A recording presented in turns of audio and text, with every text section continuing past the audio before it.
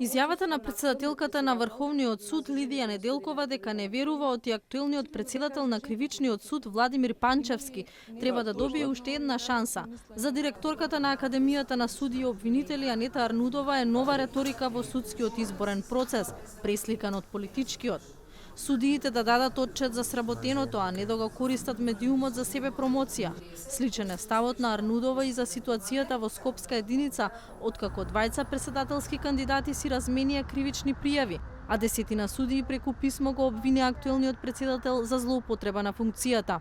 Сите кандидати во еден изборен процес треба да почитуваат правила на фер и демократска процедура.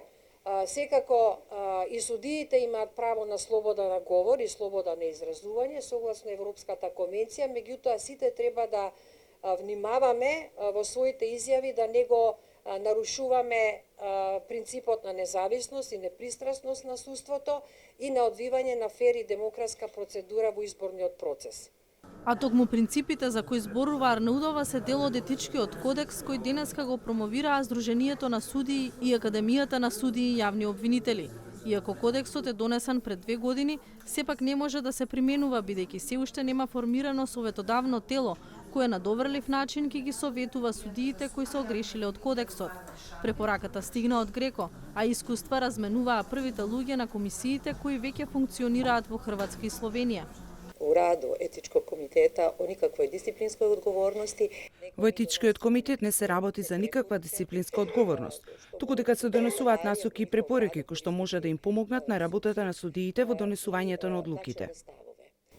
Да дае оцене о томе дали е судац евентуално прекршио кодекс етике.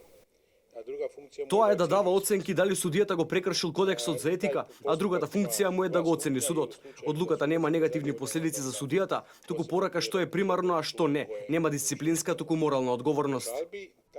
На прашање за негово мислење за формирање на специјализиран суд во земјава, рече дека ќе ја пренесе пораката на Советот на Европските судови.